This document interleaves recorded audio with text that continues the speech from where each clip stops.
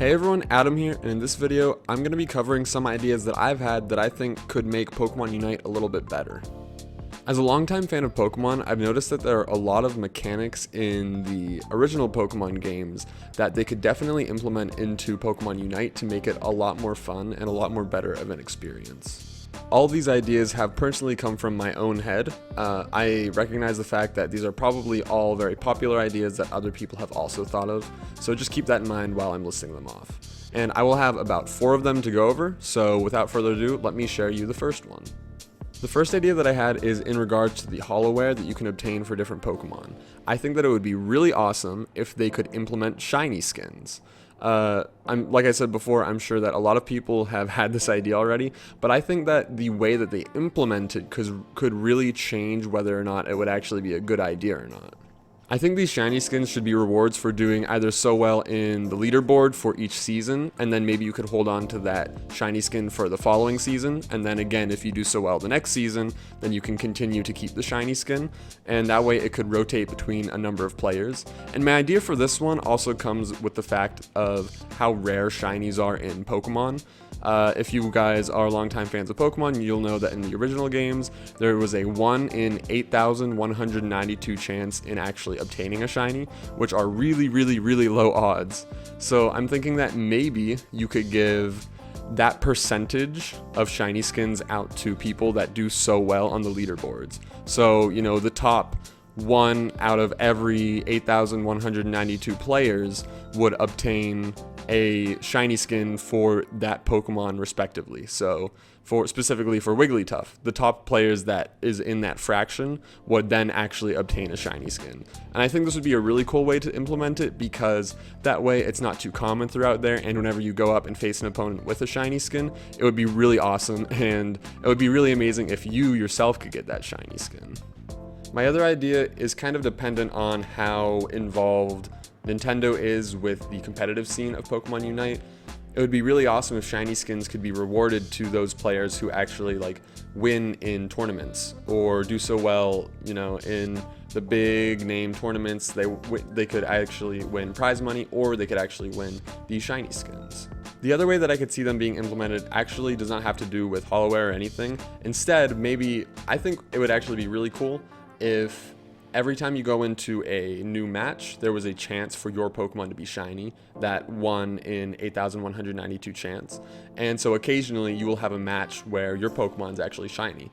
The only thing with that is that it would be so rare that I don't think there would be that many opportunities for people to be shiny. I mean, you'd have to play around 8,000 games before you really had the full odds of getting that chance to have a shiny. So because that chance would be so low, I don't know if that would be the best way to do it, although I think that would be another cool way to implement it. Okay, so moving on to my next idea, and actually whenever I started playing the game, I thought that this was already in the game, and I didn't actually realize until later. I was like, what? No way, they didn't add this? That doesn't make any sense. And this is type effectiveness.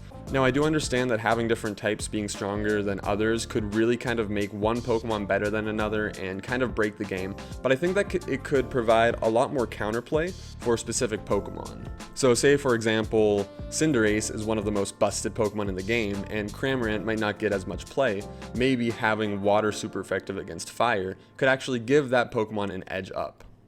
Again, I realize how broken this mechanic could be, so I think that maybe not making the type effectiveness insanely powerful. I don't think water moves should do twice as much damage against fire type Pokemon. I do think that maybe there could be a little bit of an edge there, just because it would kind of, give it more of a real Pokemon feel, and I think it could change up some of the actual tier lists, and in this way maybe having a weaker Pokemon could be used as a counter against those more popular Pokemon in the meta at that time.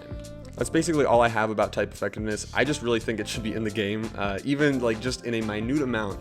It does not have to be that big, it does not have to do that much damage, it doesn't have to change that much of the game. I just really think type effectiveness should be in the game.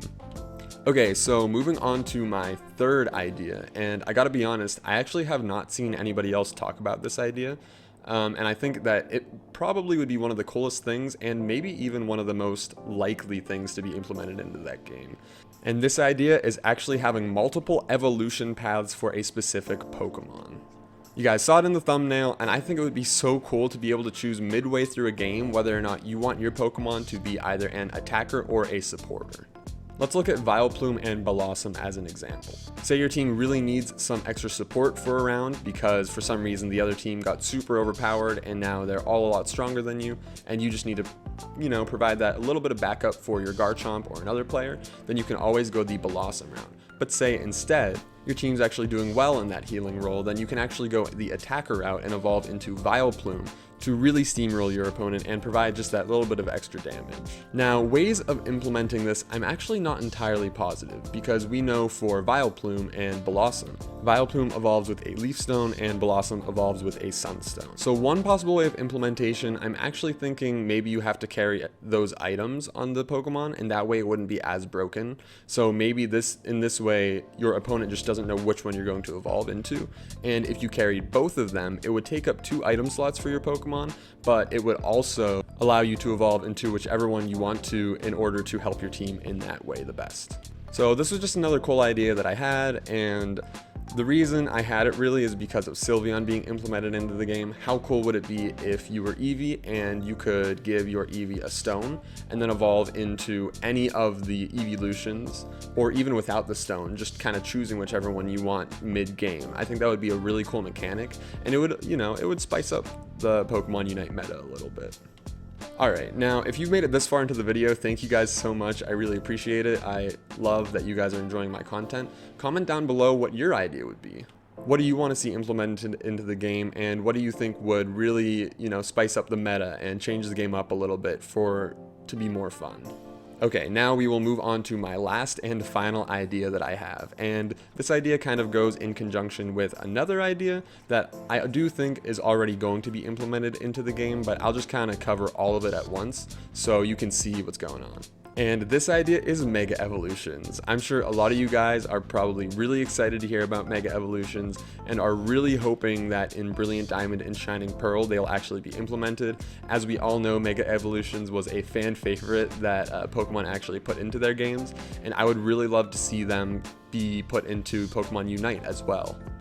Now, yes, I do understand how game-breaking of a mechanic that this could actually be. If one Pokemon could Mega Evolve and the other ones couldn't, then nobody would ever use those other Pokemon. So instead of just throwing them into the actual normal game, I think that there should actually be a new game mode inside of Pokemon Unite, kind of how it has those quick battles that you could have for Mega Evolutions.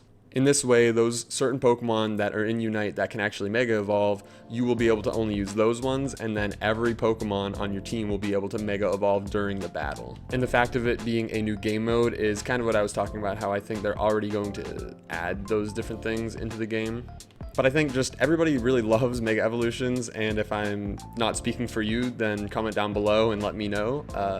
But I really think everybody really loves Mega Evolutions, and it would be a great way to get new people to also join in the game and start playing. So those are all the ideas that I had, so please go down in the comments below and let me know if you like any of these ideas a lot, or if you thought that any of them wouldn't work at all. And maybe if you share this video with your friends and get this video enough views, Pokemon and Nintendo will actually start noticing and might even put some of these features into the game. Thank you guys so much for watching. If you stuck this far into the video, I really love you guys and appreciate you guys.